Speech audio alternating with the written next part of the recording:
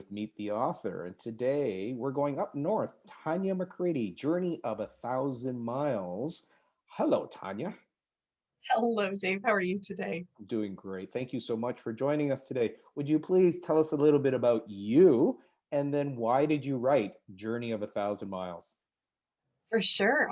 So gosh, I mean, me and Hank, my husband, we're kind of one and the same. So 27 years ago, we got married, bought a husky, had no plans on it, just walked into a pet store and fell in love with this beautiful red and white husky. And she changed our lives. I was an engineer, Hank was a millwright at the time, and one thing led to another. We ended up with 7 huskies in our house in Guelph before we went, corporate world is just not where we want to be, and city is not where we want to be. So we moved 4 hours north and quit our jobs, rented our house, and started a dog sled tour company, and turned our life into our passion for our dogs and our wilderness and sharing what we love with people from around the world. So out of that, Hank he's done 6,000-mile races with our dogs in Alaska and the Yukon. And we wrote our first book about 10 years ago now. And everybody's been asking for the sequel. And, 2020 seemed like the perfect year to write the sequel. So Journey of 1,000 Miles is Hank's first Yukon Quest. And not to give away the ending, but well, yeah, we'll have to leave it there. I won't give away the ending, but it was a story that needed to be told after our first book that didn't have such a happy ending. Well, as you're aware, or maybe you're not aware, most books that are purchased are never finished. And so one of the things I am asking is for you to distill one key theme or a main takeaway from the book, please. Oh, just one. I mean, this book is about 1,000-mile journey with a musher and his beloved team of dogs, but there's so many life lessons in that book.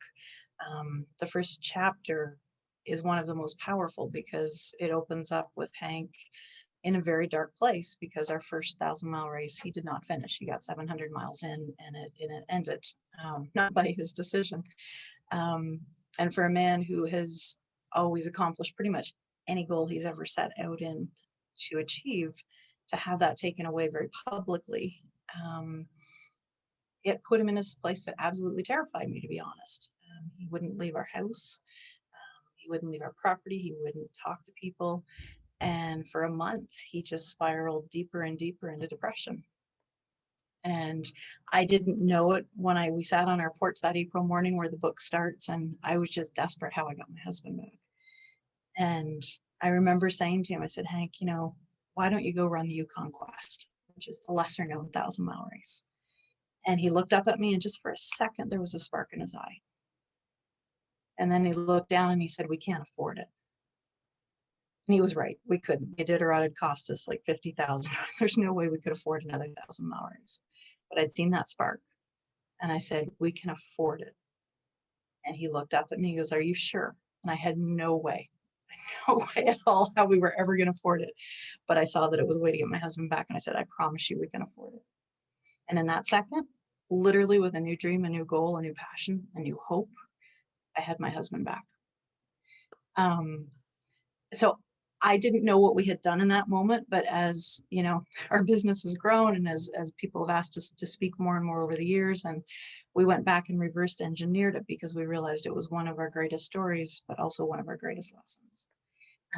So if you take anything out of this book, and there's many more lessons too, but the very first one is when you hit, a period of darkness, of despair, finding something to chase in the future, a hope, a dream, a passion, it will get you out of that place. That's you've got it. It's as somebody who's written about mental illness and depression and bipolar, that 4-letter word that starts with H is just so beautiful. And it's beautiful how you ask the question and then you're able to follow, and you followed with trust and you followed with action. Congratulations. What a great way to bring this interview to pique some interest in people, because if that's where your book really distills down to, it's just so easy to ask people to reach out and find a way to read your book and get engaged with you and Hank and the dogs and the opportunity to light the candle of hope and fuel the passion and to explore the possibilities. So brilliant. I'm really thrilled to share that with you. And I guess I want to shift it a wee bit when we're talking to new and aspiring authors, what would be one or two great tips that you would like to share with them? Yeah, I get asked because I'm part of a club of authors, and as new authors come in, they're always like, "How do you write a book?" Right? Like, how do you find the time? How do you get the mindset? And I know some people are like, "Oh, you just go away for like 3 or 4 weeks and write a book," and that was never an option for me. We have 4 children, a huge kennel of huskies, and all this craziness in our life, which we love. Um, so it became clear I was never going to find a 2 or 3 week period to just go and write this book. But what did work for me is carving out a goal of how many pages, how many words I wanted to write a week. And then I would literally, usually it would be late at night or early in the morning before the craziness started. For me, I go outside. So most of this book was wrote beside a lake in the wilderness where there's no cell phones. I mean, there can't be. You can put it on airplane, but you don't have to do that up here. There's just no reception. And with peace and quiet and no distractions, I find in your head, you can think about how you're going to write a chapter, and it seems like you can spend hours and get nowhere. But when there's no distractions, it's incredible how fast the words come when you're actually focused and that's what you're doing. So that's what I say. Just even if you carve out a couple hours a week and just sit down and write, you'll be amazed at what comes out. I love your strategy. It's more of sitting down, have a bit of a plan, and then allow that plan to be your guide or your journey partner and your companion. So wonderful strategy, and then have the focus and discipline to just do it. Just a little bit. Yeah, it doesn't have to be huge chunks. I mean, Right. anybody can find an hour a week, right? And Beautiful, beautiful and I'll advice, and folks, that's really spot on. Thank you so much for that. What would be one or two ways that people can get a copy of your book? I understand it's an upcoming book, so what would be one or two ways that they can get a copy of it?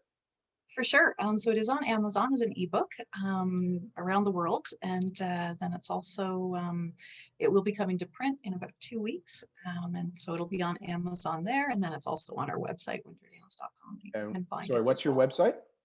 Yeah, it's winterdance.com.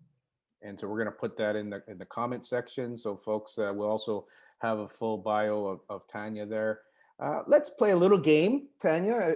Take a deep breath Sure. in. If we can get the book into somebody's hand around the world, whose hand do you want to get this book into in the next 3, 6, or 9 months? Oh my gosh. Wow, nobody's asked me that question before, Dave. It's a fascinating question. Um,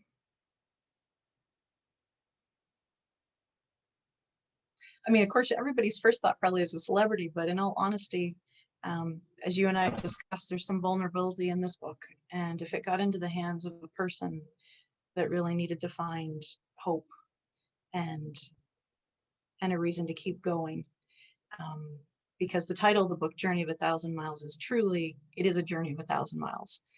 But more importantly, it's how you travel a journey of 1,000 miles. And of course, it's by the first step, as the amazing quote is.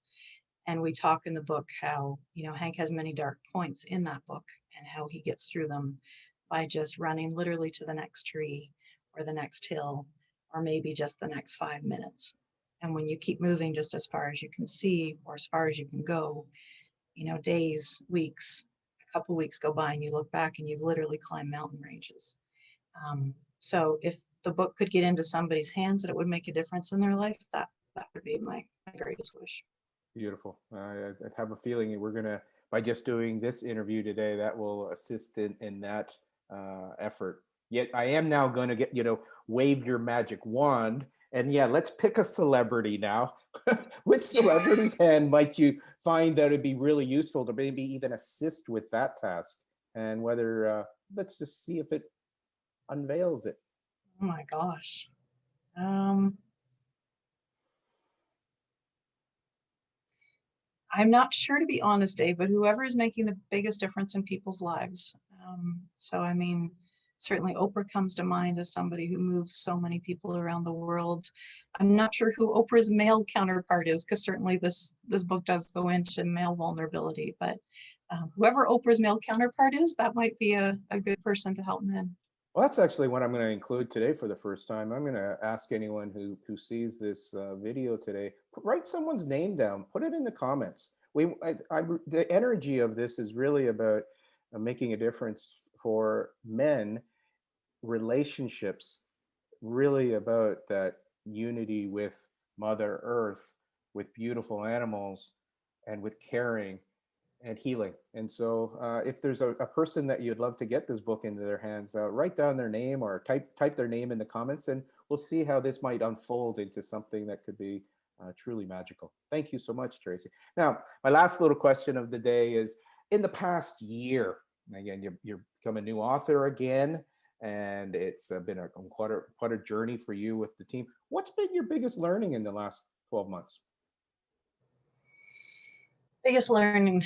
Um, there's been a lot in the last 12 months, but I think I would have to say the biggest learning is being open.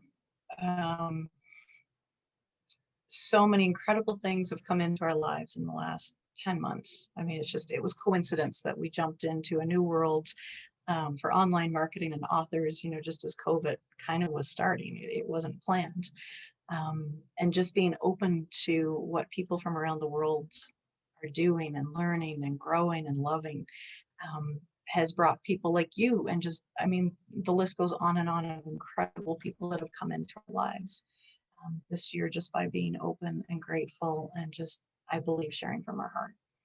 Beautiful. And that's a lesson that won't go away with this year. That's a lesson that will go through the rest of our lives with us. Well, Tracy McCready, Journey of 1,000 Miles. I thank you very much for your time today, folks. I invite you to share this with friends. Feel free to ask a question, write down a question, subscribe to the channel, and follow up with Tanya and her team. And it might be a team that leads you on some incredible journeys in the months and years ahead. Thank you so much for your time. Thank you, Dave.